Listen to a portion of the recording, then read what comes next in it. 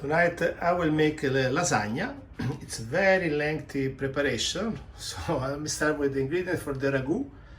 We need a glass of red wine, 700 ml of tomato passata, which then we will extend to 1 liter by adding water, olive oil, salt and pepper, 1 kilo of ground beef, or you can go for 700 grams of ground beef and 300 grams pork. Roughly count 2 small carrots and 2 sticks of celery, 1 onion. And in this bag we have, this is rosemary, and here is thyme for the spices, and chili pepper. Later on, while the cooking is toward the end, we will add also 1 tablespoon of honey and 1/4 of a glass of milk and a few leaves of basil. Okay, they're ready. So we start. Cover extra virgin olive oil. I start adding. I mix the 3 ingredients: celery, onion, and carrot. And I start adding. The fire is super strong. And my ingredients are normally frozen, so you have this violent reaction. Keep adding more. The reason I don't put everything together is because they're very cold and I want the oil to stay hot. I try to break this block quickly. Remember, I freeze all my ingredients, so I use only what I need and they'll stay fresh for months. Okay? So now we will add the meat slowly.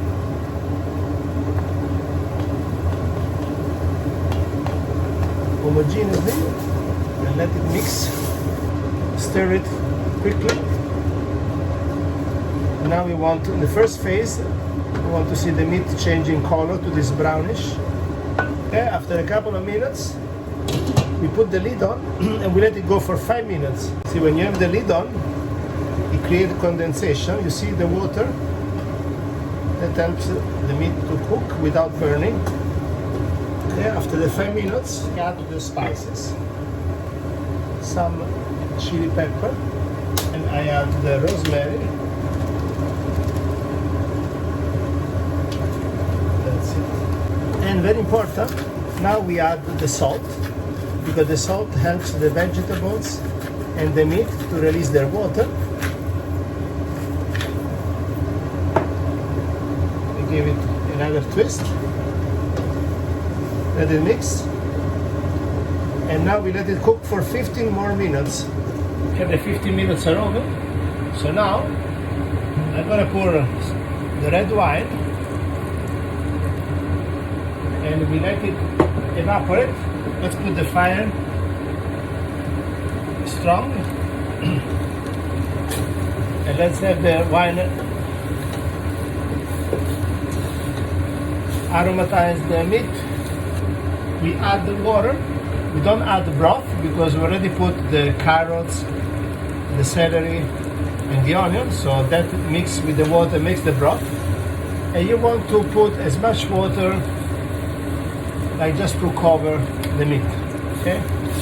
Imagine if you were making a risotto, you would just cover on top. Okay, I think that's good enough. And now we let it go for another 25 minutes. Now with the fire, I put it back to medium. What is important now, what gives really the flavor to the ragu is the thyme. Okay, so I put my thyme, and also we add the pepper.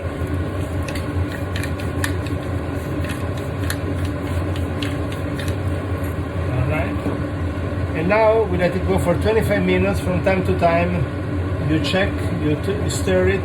If it's too dry, you can add more water. See how it looks? And it's cooking. I'm gonna add some more water. Let's keep it. Okay, it's 18 minutes cooking, so we have still 7 minutes to go. You see now it's still the meat quite liquid. I'm not gonna add more water. That's the density I'm looking for. So now after 25 minutes, the meat is well cooked.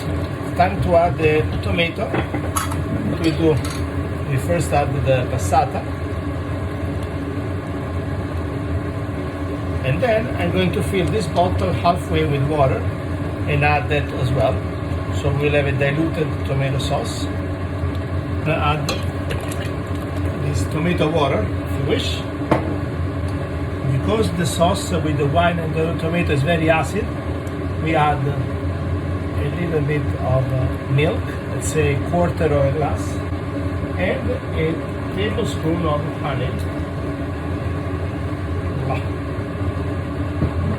Now you put this at the minimum possible fire and we let it go for 2 hours. Again, from time to time, you're expected to stir it. Keep stirring from time to time. Now the sauce has been cooking for like around 40 minutes. Okay, the sauce has been going for an hour and a half. So 30 minutes still. Good, the time to make the bechamel. For the bechamel, we need 1 liter of water, 80 grams of flour, 80 grams of butter, and then 2 teaspoons of salt and a pinch of nutmeg, if you have it. Okay, so start warming up the milk. So we slowly start melting the butter. Now that the butter is melted, I'm going to add the flour inside and I let it mix with the butter. So you're getting these balls like this. Now it's very important not to make the bubbles or the blocks of this formed. So what we do is we add slowly the hot milk. That's why it's important that the milk is hot. You let it absorb.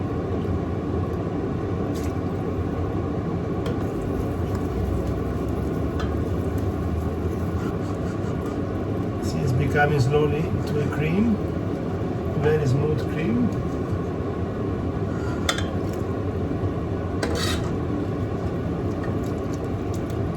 As the sauce is toward the end, I will add a couple of leaves of basil and just break it into chunks.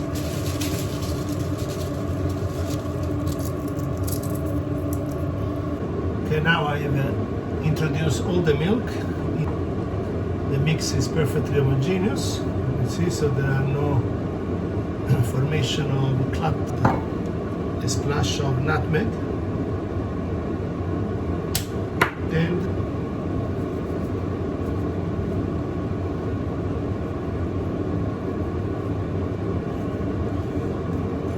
and mix.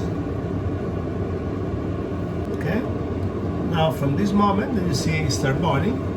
Let the cream go for like 8 minutes. Okay, so the cream is ready. You can see from the consistency. Now I switch off the fire, put on the lid, and I let it rest for 10 minutes. Okay, the ragu is ready. It's cooked for 2 hours. You can see how beautiful it looks. Now we are ready for the last step of forming the lasagna. We'll start with some olive oil, our beautiful ragu. That is the bechamel. Okay, then we create the first layer of lasagna. You put the lasagna raw, it's already pre-cooked since in the box. You will cook entirely in the oven. You see? You put the ragu.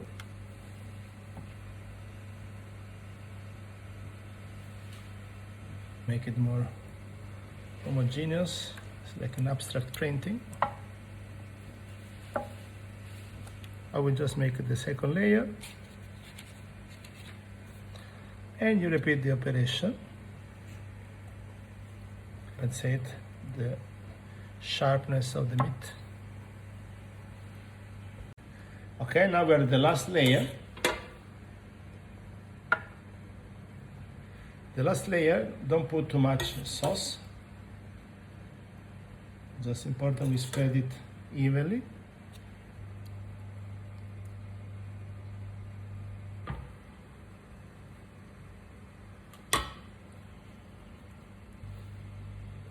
Stia faccia dove sai. Now the last step is a small layer of oil, and we cover the surface entirely with Parmesan to make the crust, including on the side.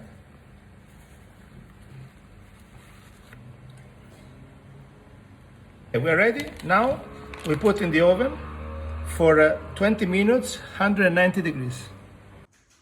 Honestly, guys, I haven't seen something so beautiful before. What a view. It's like a Grand Canyon. Wow, look at that. Zoom. The bechamel perfectly spread.